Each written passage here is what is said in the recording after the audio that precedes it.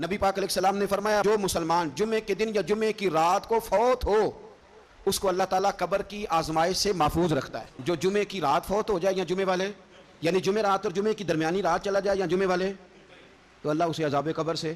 لیکن وہ لوگ جو فوجی بارڈروں پہ کھڑے ہیں، دیکھو مدینے والے محبوب کس کس پہ کرم فرماتے ہیں۔ ساری عمر نہیں، 24-25 سال کی سروس نہیں، فرمایا ایک دن اور ایک رات اللہ کی رضا کے لیے جو اسلامی سرحد پر پہرا دے، مسلمانوں کو کافروں سے بچائے، رب اسے عذاب قبر نہیں دے گا، اسے اللہ تعالیٰ اپنے فضل سے معاف فرما دے گا۔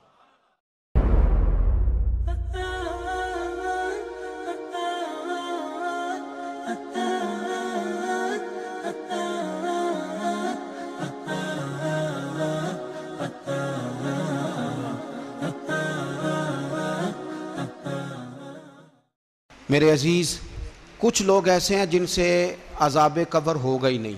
میرے رسول کریم صلی اللہ تعالیٰ علیہ وسلم نے ارشاد فرمایا کہ جو اللہ کے رستے میں شہید ہو گیا، یہ سنن نسائی میں موجود ہے، اسے عذاب قبر نہیں ہوگا، بلکہ ایک حدیث میں تو فرمایا حساب کتاب ہی نہیں ہوگا، اللہ بغیر سوال جواب کے جنت عطا فرما دے۔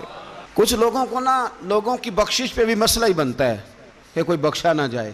اور ایک صاحب کہہ رہے تھے جی یہ کیا معاملہ ہے کہ جمعے کو بندہ مر گیا یا فلانا ہو گیا تو اس سے حساب کتاب نہیں ہوگا، اتنے بڑے جرم لوگوں نے کی، اتنے پاپ، اور جمعے کو مر گیا تو بخشا جائے گا۔ تو میں نے کہا جرموں کا بھی اسے حساب اللہ لے لے گا، لیکن میاں حساب کتاب کی ڈیوٹی نہ اللہ کی ہے تو بہتر یہ ہے کہ اسی کے ہاتھ میں رہے، تو نہ اپنے ہاتھ میں لینے کی کوشش کر۔ سنن ترمذی کی حدیث۔ ہمیں پتہ نہیں کیا مصیبت ہے، ہمیں پتہ نہیں کیا مسئلہ ہے۔ ایک جنازے سے میں نکلا، آپ یقین کریں کبھی کبھی کلیجہ پھٹ جاتا ہے۔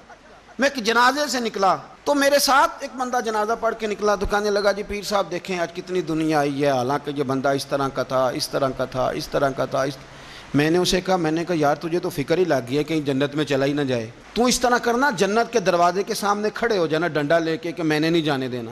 شرم آنی چاہیے ہمیں۔ اللہ فرماتے ہیں جنت اتنی چوڑی ہے جتنے زمین و آسمان، اس کی چوڑائی زمین اور آسمان کے برابر ہے، تو ہم تو اپنے علاوہ کسی کو جانے نہیں دینا چاہتے جنت میں۔ اور بس کریں، جنت خدا کا فضل ہے، اور اللہ فرماتے ہیں میرا فضل میں جسے چاہتا ہوں عطا کرتا ہوں۔ یہ سنن ترمذی کی حدیث، اور اس کے راوی حضرت عبداللہ ابن عمر رضی اللہ تعالیٰ عنہ، نبی پاک علیہ السلام نے فرمایا جو مسلمان جمعے کے دن یا جمعے کی رات کو فوت ہو اس کو اللہ تعالیٰ قبر کی آزمائش سے محفوظ رکھتا ہے۔ جو جمعے کی رات فوت ہو جائے یا جمعے والے یعنی جمعے رات اور جمعے کی درمیانی رات چلا جائے یا جمعے والے تو اللہ اسے عذاب قبر سے۔ تو میرے عزیز، جو بندہ شہید ہو اس سے عذاب قبر نہیں ہوتا، جو آدمی جمعے کے دن یا جمعے کی رات چلا جائے اسے بھی عذاب قبر نہیں ہوتا۔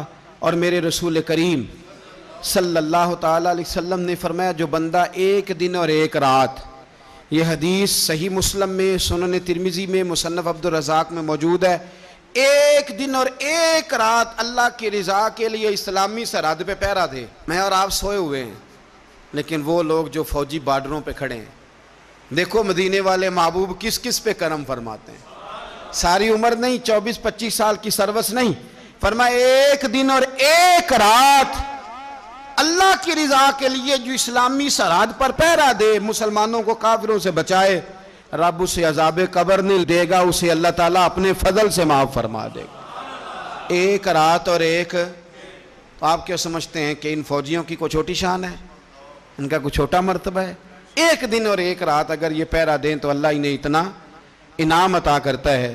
اسی طرح سن لو، یہ ذرا غور سے سننا، ابن ماجہ کی حدیث، اور اس کے علاوہ مسند ابو یعلا میں موجود حدیث کے راوی حضرت ابو ہریرہ رضی اللہ تعالی عنہ، حضور صلی اللہ تعالیٰ علیہ وسلم نے فرمایا جو شخص بیماری سے فوت ہوا، قربان جاؤں میرے محبوب نے بیماری کا نام ہی نہیں لیا، فرمایا کوئی بھی بیماری ہو، فرمایا جو آدمی بیماری سے فوت ہوا اللہ اسے شہادت کی موت عطا فرمائے گا، اور وہ عذاب قبر سے اور قبر کے امتحان سے بھی محفوظ رہے گا، اور حضور فرماتے ہیں اس کو صبح اور شام جنت کے باغوں میں سے رزق دیا جائے گا۔